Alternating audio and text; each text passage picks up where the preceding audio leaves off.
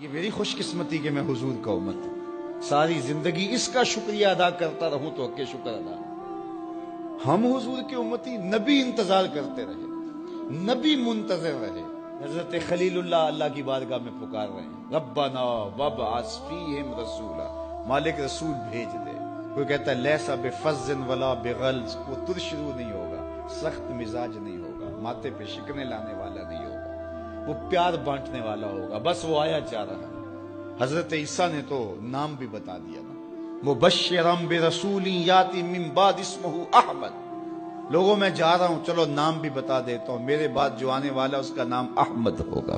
نبی انتظار کرتے رہے، 12 نبیوں نے انتظار کیا حضور کی امت میں ہونے کے لیے، تمنا کی۔ نستورہ راہب انتظار کرتا رہا، بحیرہ راہب انتظار کرتا رہا۔ شب ہجر کی سختیاں کوئی اس سے جا کے پوچھے، تیری راہ تکتے تکتے جسے صبح ہو گئی۔ زندگیاں گزار دی انہوں نے۔ سلمان فارسی کی کہانی سن لو، مجوسی کے بیٹے تھے، حق کی طلب میں نکلے، باپ نے گھر سے نکال دیا، ایک پادری کے پاس جا کے رکے، زندگی بھر اس کی نوکری کی۔ جب اس کا آخری وقت آیا، اس نے کہا میری تدفین کے بعد غموریا چلے جانا، وہاں کا پادری خدا رسیدہ ہے، تجھے اس سے کچھ مل جائے گا۔ کہتے میں وہاں سے غموریا آ گیا، پھر اس پادری کی ساری زندگی خدمت کی۔ جب وہ مرنے لگا تو اس نے کہا کوئی ایسا شخص نہیں ہے جس کے پاس اب میں تجھے بھیجوں، لیکن نبی آخر الزمان کے ظہور کے لمحے آ گئے، تو یہاں سے یثرب چلا جا، وہ اس نبی کی ہجرت گاہ ہوگی، تیری زندگی سنور جائے گی، تو نے بڑی محنت کی ہے، بڑی نوکری کی ہے میری۔ کہتے میں نے اس کو کہا کہیں ایسا نہ ہو میں دھوکہ کھا جو مجھے کوئی نشانی بتا دے۔ اس نے کہا 3 نشانیاں، ایک صدقہ نہیں لے گا، دوسرا ہدیہ رد نہیں کرے گا، تیسرا 2 کندھوں کے درمیان مہر نبوت ہو۔ کہتے ہیں میں نے اس کی تدفین کی، یثرب کی جانب جاتے ہوئے ایک قافلے میں شامل ہو گیا، انہوں نے مجھے پکڑ کے اپنا غلام بنا لیا، لیکن میرے پہ مہربانی یہ کی کہ مجھے بیچا جا کے مدینے میں۔ ایک یہودی نے مجھے خرید لیا، میں اس کے باغ میں گوڈی کرتا تھا، کام کرتا تھا، کھجوریں توڑتا تھا، لیکن میں انتظار میں تھا کہ کبھی وہ نبی آخر الزمان آئے تو مجھے دید ہو، کبھی عرش پر، کبھی فرش پر، کبھی ان کے در، کبھی در بدر۔ غم عاشقی تیرا شکریہ، میں کہاں کہاں سے گزر گیا۔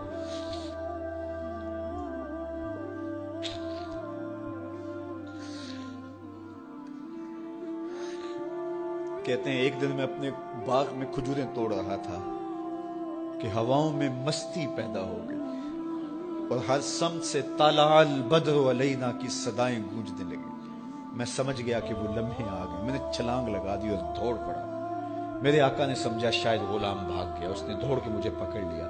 میں نے اس کو کہا کہ میں نوکر تیرا ہی ہوں، لیکن دل نوکر کسی اور کا ہے، میں بھاگوں گا نہیں، مجھے جانے دے۔ میں کچھ کھجوریں لے گیا تھا صدقے کی نیت سے، جا کے حضور کو پیش کی۔ آقا کریم نے فرمایا ہم نبی صدقہ نہیں لیتے۔ کہتے ہیں نشانی ایک پوری ہو گئی، کہتے ہیں کہ میں کچھ دنوں کے بعد اور کھجوریں لے گیا اور میری نیت ہدیہ کی تھی، میں نے پیش کی، حضور نے قبول فرما لی، لیکن میں بھی کہتا تھا تیسری نشانی بھی پوری ہو لے تو پھر مانوں گا، اور وہ کیا تھی؟ 2 کندھوں کے درمیان مہر نبوت۔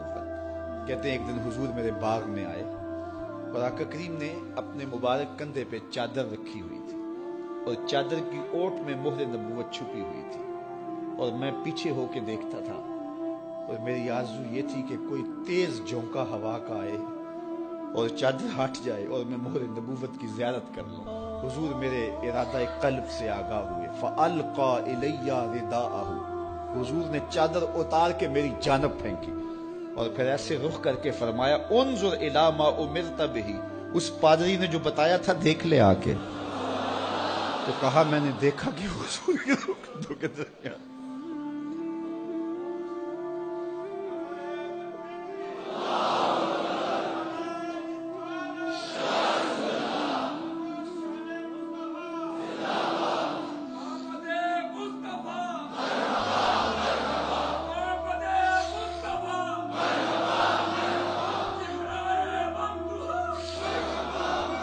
شب ہجر کی سختیاں کوئی اس سے جا کے پوچھے، تیری راہ تکتے تکتے جسے صبح ہو گئی۔ ہم نے تو کوئی انتظار نہیں کیا نا، ہم نے تو کوئی دکھ نہیں سہا، ہم سوئے تھے مقدر جاگ اٹھے.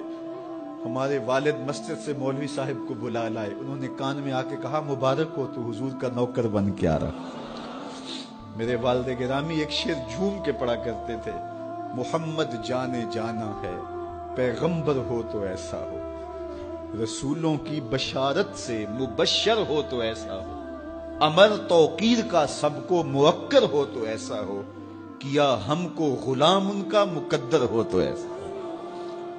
میں اپنے مقدر پہ قربان نہ جاؤں, آپ اپنے مقدر پہ نثار نہ جائیں. ہمیں وہ نبی ملا جو نبیوں کا نبی. بنو سعد کے مقدر بھی جاگ اٹھے.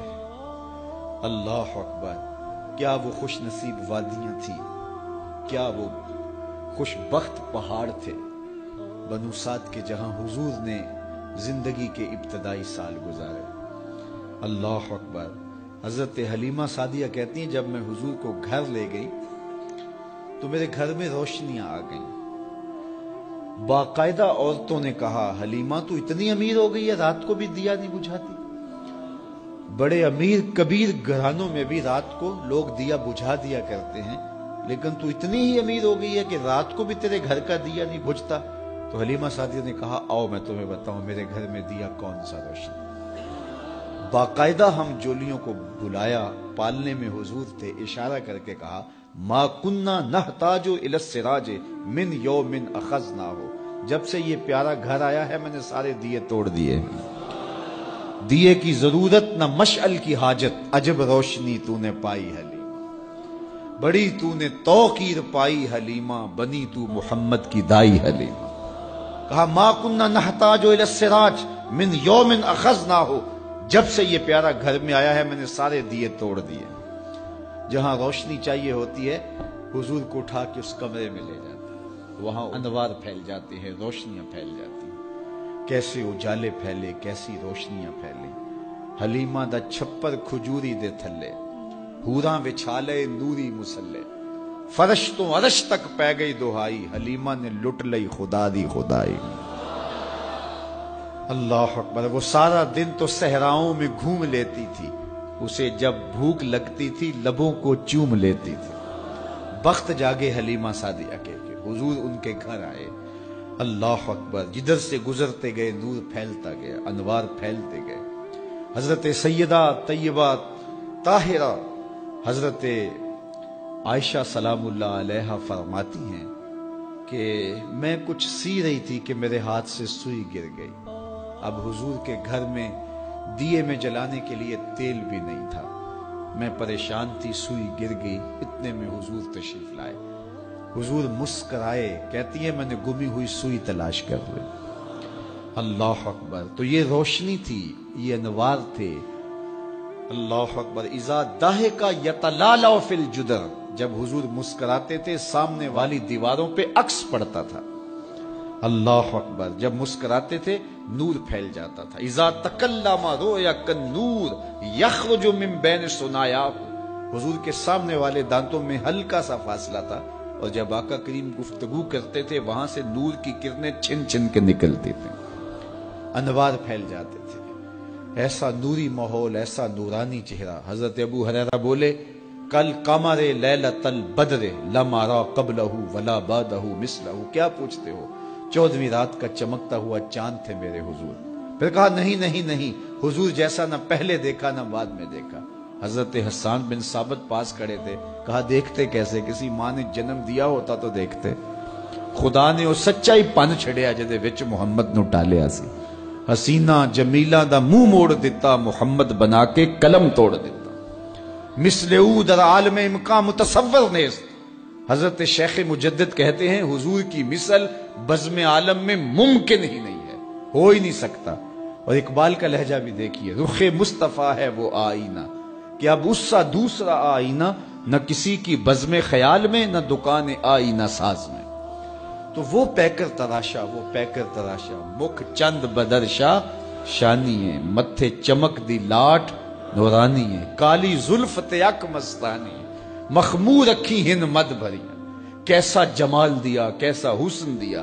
اچھا بریلی کے امام سے بھی پوچھ لیجئے.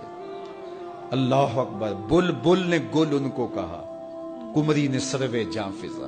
بلبل کی منتہائے پرواز تو یہی ہے نا، کسی کو پھول کہتے. بلبل نے گل ان کو کہا، کمری نے سروے جاں فضا، حیرت نے جھنجھلا کر کہا یہ بھی نہیں وہ بھی نہیں.